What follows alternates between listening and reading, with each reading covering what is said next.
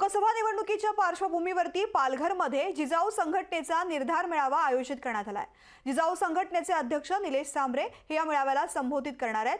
जिजाऊ संघटनेचे निलेश सांबरे गेली अनेक वर्ष आरोग्य, शिक्षण, महिला सक्षमीकरण, रोजगार या विषयावर पालघर, ठाणे आणि कोकण विभागात काम करतात। यापूर्वी जिजाऊ संघटनेचा निर्धार मेळावा शहापूरमधील वाशिंदमध्ये पार पडला। आजच्या पालघरच्या मेळाव्यातून निलेश सांबरे बोलतायत।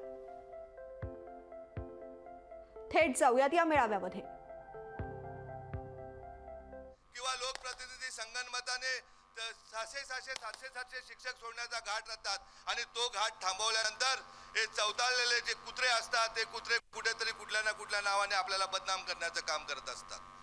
मी अगदी बोलतोय, मगाशी दिनेश बोलला, मी जाहीर बोलतो, जर त्या पेसा केसशी माझा काही संबंध असेल ते या जिल्ह्यामध्ये ना मी समोर मरण, सगळ्यांसमोर मरण पत्करीन जर माझा कुठला संबंध असेल तर।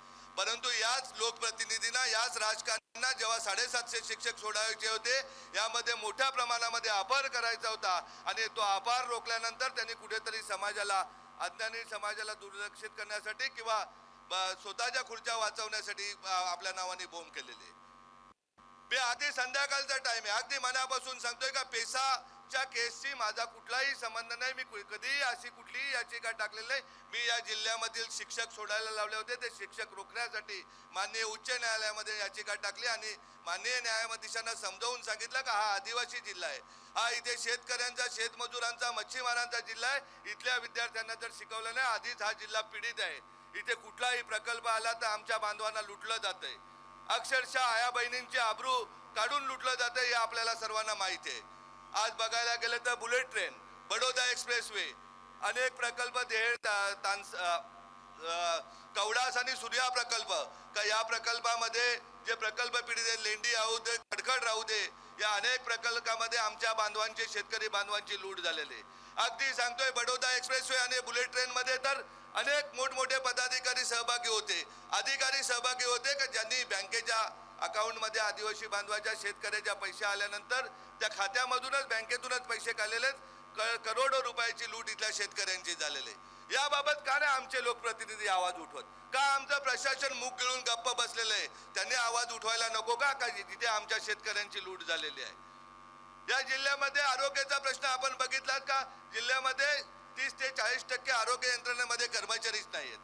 अशा परिस्थितीमध्ये आमच्या जिल्ह्यामध्ये माणसं राहतात की जनावरं राहतात हा प्रश्न निर्माण होतो। परंतु प्रत्येक अहवाल, प्रत्येक वेळेस सांगितलं जातं बालविवाह होतो, त्यामुळे कुपोषण होतं। आज जिल्हा विभाजन होऊन 10 वर्षे झालेले आहेत, का आमचं सिव्हिल रुग्णालय झालं नाही आतापर्यंत? सिव्हिल रुग्णालय नसेल झालं, परंतु सिव्हिल रुग्णालयाचा स्टाफ का नाही तुम्ही जिल्ह्यामध्ये आणला का जेणेकरून डॉक्टर, नर्सेस आणले असते, ज्या आहेत त्या इमारतीमध्ये कामकाज सुरू झालं असतं? का याबाबत गांभीर्याने लक्षात घेतलं जात नाही? का आमच्या जिल्ह्यामध्ये आजही एज्युकेशन हब नाही? आज आमच्या वाटायला पाहिजे ना कोणाला तरी, लोकप्रतिनिधी का प्रशासनाला, हा आदिवासी जिल्हा आहे, इथले गरीब लोक शिकले पाहिजेत, मच्छीमारांचे, शेतकऱ्यांची पोरं शिकली पाहिजेत। आज मच्छीमारांना तुम्ही वाढवणच्या नावाने उद्ध्वस्त करायला लावलेलं आहे। वाढवण प्रकल्प आला जर मच्छीमारांचा विरोध असेल तर जिजाऊचाही वाढवण प्रकल्पाला विरोध असेल, असे या प्रकरणी मी जाहीर करतोय। आज देहेड यासारखा प्रकल्प आमच्या विक्रमगडच्या आदिवासींच्या माथ्यावर लावलेले, 403 शेतकऱ्यांना देशोधडीला लावलेले आहे। आज 7 वर्षे झाले काम सुरू आहे। अनेक न्यायालयाच्या लढाया आम्ही लढतोय, आदिवासी बांधव लढतायत, ग्रामपंचायती ठराव करून काम थांबवण्याबाबत रोखतात। कायदा म्हणतोय का जो प्रकल्प जिथे पेसा ग्रामपंचायती तिथे साठा प्रकल्प पाण्याचा करता येत नाही, करायचा झाला तर सिंचन प्रकल्प तोही ग्रामपंचायतीच्या मंजुरीनेच करावा लागतो, तरी सुद्धा एकही रुपया मोबदला न देता आमच्या शेतकरी बांधवांना देशोधडीला लावलेलं आहे। का याबाबत आमचे लोकप्रतिनिधी, का आज निर्धार करावा लागतो? का आज आम्हाला जिजाऊला हा अट्टहास करावा लागतो? का बाबा निर्धार केला पाहिजे? मी सांगतोय बंधू भगिनींनो, या जिल्ह्याच्या वतीने एक जिल्ह्याचा भूमिपुत्र म्हणून शब्द देतोय, यापुढे येणाऱ्या कुठल्याही निवडणुका राहू दे, ज्याला समाजाची जाण असेल, ज्या लोकप्रतिनिधीला परत निवडून यायचं असेल, त्यांनी पहिल्यांदा बडोदा एक्सप्रेसवे, बुलेट ट्रेन, वाढवण प्रकल्प, देहेडचा प्रकल्प, लेंडी प्रकल्प, प्रकल्प किंवा सूर्या धामणीचे प्रश्न मार्गी लावले पाहिजे, त्यालाच निवडणुकीला उभं राहण्याचा अधिकार आहे। अन्यथा जिजाऊ सर्वच्या सर्व ठिकाणी स्वतःच्या सीट उभ्या करेल आणि तरुण दिनेश सारखी पोरं उभे करेल, एवढा शब्द आपल्याला देतोय। प्रत्येक वेळेस निवडणुका आल्या का गोड गोड आश्वासनं आपल्याला दिली जातात। आज आपण माणसं नाहीत का? मुंबईच्या बाजूला असलेला हा जिल्हा, एका बाजूला वसई महानगरपालिका, महानगर आहे, तर एका बाजूला हा ट्रायबल एरिया आहे, एका बाजूला मच्छीमार राहतात, मध्ये कुणबी समाज राहतो, आगरी समाज राहतो, आदिवासी समाज राहतो. सर्वच समाज गुण्यागोविंदाने राहत असतात, परंतु या समाजाच्या समस्यासाठी कोणीही बघत नाही. आज आपल्याला आम्हाला निर्धार करायचा आहे. शासन करेल तेव्हा करेल. जर एका शेतकऱ्याचा पोरगा इथे बसून बोलतोय का गेल्या 15 वर्षामध्ये या जिल्ह्यामध्ये 8 CBSE स्कूल काढलेले आहेत, 45 पूर्ण कोकणामध्ये स्पर्धा परीक्षा वाचनालय काढलेले आहेत, 31 पोलीस अकॅडमी आहेत, 30 कट क आणि ड चे जर अभ्यासिका काढलेले आहेत, तर तुम्ही आम्ही मिळून कुठली गोष्ट अशक्य नाही तायांनो. आपण आपल्या जिल्ह्याचा विकास करू. बाहेरचे कोणी आलेले आपल्या जिल्ह्याचा विकास नाही करणार, मग ते लोकप्रतिनिधी राहू दे किंवा अधिकारी राहू दे. आपलं स्वप्न आहे का या जिल्ह्याचा जिल्हाधिकारी या जिल्ह्यातूनच झाला पाहिजे. नुकताच झालेल्या MPSCच्या रिझल्टमध्ये 3 आदिवासी मुलं आपली डेप्युटी कलेक्टरचे इंटरव्ह्यू दिलेले आहेत. ललित मौले आहेत, त्यामध्ये दिवा आहेत, कल्पेश भावर आहेत. तुम्हाला मी सांगतो वेळ गेलेली नाहीये. आजचा निर्धार तुम्हाला यासाठीच बोलवले का तुम्ही जेव्हा जेव्हा आवाज द्याल तेव्हा जिजाऊ आपल्या बरोबर असेल. ज्या विद्यार्थ्याचं शिक्षण थांबत असेल त्या विद्यार्थ्याचं शिक्षण पूर्ण करण्यासाठी जिजाऊ आपल्या बरोबर एका कुटुंबाप्रमाणे आहे. आजही इयत्ता 8वी नंतर पत्रकार बंधूंनो हजारो विद्यार्थ्यांचं शिक्षण थांबलं जातं. 10वी नंतर कॉलेजेस नाही म्हणून हजारो मुली आमच्या घरी बसून लग्न करून दिलं जातं. आई वडिलांचं त्यांचं शिक्षण थांबलं जातं. का त्यांना शिक्षणाचा अधिकार नाही का? मी काल परवाच अरविंदच्या बरोबर पोलीस अकॅडमी बद्दल चर्चा करत असताना समजलं.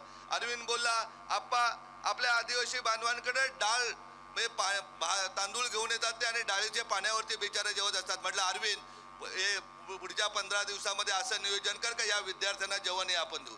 आप्पा सांगतो या मुली जर घरी गेल्या आणि त्यांचं शिक्षण थांबलं का आई वडील लगेच लग्न करून देतात, त्या कशा पोलीस होणार आहेत? म्हटलं त्या मुली आपल्या घरच्या मुली आहेत, या तेजूप्रमाणे आपल्या माझ्या मुली आहेत, समजून त्यांना शिक्षण देण्याचं काम जिजाऊ करेल. आज जिजाऊ करते म्हणून बोलते. आज इतका मोठा जनसमुदाय का येऊ शकतो? अनेक लोकांनी बोंबा ठोकल्या होत्या पेशाच्या विरोधात. निलेश सांबरे जाऊ नका आदिवासी बांधव का येऊ शकतो? निलेश सांबरेचं एक विजन आहे. इयत्ता 9वी बसनं त्याने JEE नीटचे क्लासेस सुरू केलेले आहेत, जेणेकरून आदिवासी बांधव आमचा डॉक्टर झाला पाहिजे, भगिनी डॉक्टर झाली पाहिजे. आदिवासी माणूस आमचा IIT ला गेला पाहिजे, IIT होऊन त्यांनी करोडो रुपयाची पॅकेज घेतली पाहिजेत आणि सन्मार्गाने आमची गरिबी दूर झाली पाहिजे. आपल्याला मनापासून वाटतं का आपल्याला हा जिल्हा भूमिपुत्रांचा, इथल्या विद्यार्थ्यांचं शिक्षण झालं पाहिजे, इथल्या आमच्या माता भगिनींच्या आरोग्याची काळजी घेणे एक पुत्र म्हणून आपली जबाबदारी आहे, त्या दृष्टीने काम करते. आम्ही का बोलू शकतो? कुठल्या लोकप्रतिनिधींनी काढले हॉस्पिटल सांगा तुम्ही, कुठल्या लोकप्रतिनिधी शाळा काढल्यात त्या सांगा. उलट पक्षी अनेक लोकप्रतिनिधी खोट्या केसेसमध्ये अडकवण्यासाठी धडपड करतायत. ज्या लोकप्रतिनिधी आमच्या कार्यालयाच्या बाहेर 4-4 वर्ष बसले होते ठाण्याच्या, ते आम्हाला खोट्या केसेसमध्ये अडकवण्याचा प्रयत्न करतात. परंतु ही मायबाप जनता आहे, न्याय व्यवस्था या देशामध्ये शिल्लक आहे. ते अशा खोट्या केसेसला कधी जुमानत नाही आणि त्या खोट्या केसेसमधून आमच्यासारख्या माणसाला बाहेर काढलं जातं. बंधू भगिनींनो, आपल्याला आपल्या न्याय व्यवस्थेमध्ये आपली लोक न्यायची. त्यासाठी आपण स्पेशल आर्ट्स चालू केले, स्पेशल कॉमर्स चालू केलेले, ज्याच्यामध्ये फाउंडेशन क्लासेस न्याय व्यवस्थेचे सुरू केलेले आहेत. CA क्षेत्राचे फाउंडेशन क्लासेस आपण सुरू केलेले आहेत. आपल्याला गावागावात मध्ये भांडणं लावणारे पुढारी निर्माण नाही करायचे आहेत. आपल्याला गावागावात असे विद्यार्थी तयार करायचे आहेत का ग्रामसेवकापासून तलाट्यापासून तर पंतप्रधान कार्यालय चालवणारा विद्यार्थी हा या मातीतील झाला पाहिजे, असं आपलं जिजाऊचं स्वप्न आहे. आपल्याला ज्याप्रमाणे सुप्रीम कोर्टाचे न्यायाधीश सरन्यायाधीश माननीय चंद्रचूड साहेब आहे, तशा प्रकारचा पुढच्या 10-20 वर्षातनं इथला विद्यार्थी गेला पाहिजे, विद्यार्थिनी गेली पाहिजे, असं जिजाऊचं स्वप्न आहे. जिजाऊची स्वप्न लहान नाही आहेत, परंतु ही स्वप्न पूर्ण करण्यासाठी तायांनो तुम्ही लक्ष दिलं पाहिजे. आपल्या मुलांना चांगलं शिक्षण दिलं पाहिजे. तुम्हाला तर वारंवार सांगत असतो का जिथे तुम्हाला आडेल तिथे तुमच्या बरोबर जिजाऊ आहे, परंतु तुम्ही मुलांना स्वप्न दाखवा. ती स्वप्न पूर्ण करण्यासाठी आज तुम्हाला गरज नाही अंथरूण पाहून पाय पसरण्याची. जेवढे तुम्ही विद्यार्थी अंथरूण मागतील तेवढे देण्याची जबाबदारी जिजाऊची आहे. परंतु तुम्ही निश्चय करा, आपण जे सोचले, आपल्या 10 पिढ्यांनी मातीत जे सोचले ते आता 11वी पिढीच्या वाटेला येता कामा नये. जसं मी बोलतोय का येत्या काही दिवसामध्ये किमान 1000 मुलींची राहण्याची व्यवस्था करून त्यांना गट आणि पोलीस प्रशासनामध्ये एका वर्षामध्ये झडपोली येथून लावेल. तशा प्रकारचं तुम्ही तुमच्या मुलांची काळजी घ्या. गावातील जे गोरगरिबांची मुलं आहेत त्यांच्या मुलांची काळजी घ्या, जेणेकरून आपल्याला आपली मुलं आपल्याला घडवायची, आपल्याला त्यांना शिक्षण द्यायचे. आपल्याला कुठलाही राजकीय पक्ष वाईट आहे असं नाही माझं म्हणणं, परंतु हा जिल्हाच वाईट लोकांच्या हातामध्ये. तिथे प्रत्येक पक्षाचे जे पुढारी आहेत ते कुठेतरी चुकीचं वरच्या वरिष्ठ नेत्यांना सांगतात आणि त्यामुळे जिजाऊला बदनाम करण्याचं काम केलं जातं, जिजाऊला कुठेतरी दाबण्याचं काम केलं जातं. या नेत्यांना आज मी आज संध्याकाळच्या प्रसंगी एवढीच विनंती करतो, जे सत्य आहे ते तुम्ही तुमच्या पक्षाच्या नेत्यांना सांगा, जिजाऊ काय काम करते. मी जसं सांगितलं होतं वाशिमच्या सभेमध्ये तेच सांगतोय, या ठाणे पालघर जिल्ह्यातला सर्वात मोठा पक्ष जिजाऊ झालाय, तो फक्त आणि फक्त कामाने, ध्येयाने आणि कुठलाही निष्कलंक कुठलाही स्वार्थ न मनात ठेवल्यामुळे झालेलं आहे. तशा प्रकारचं काम प्रत्येक राजकीय पक्षाने करावं. आम्हाला राजकारण करण्याची हौस नाहीये, परंतु राजकारणी माणसांचं बघायला गेलं तर आपल्या जिल्ह्याचं दुर्भाग्य आहे.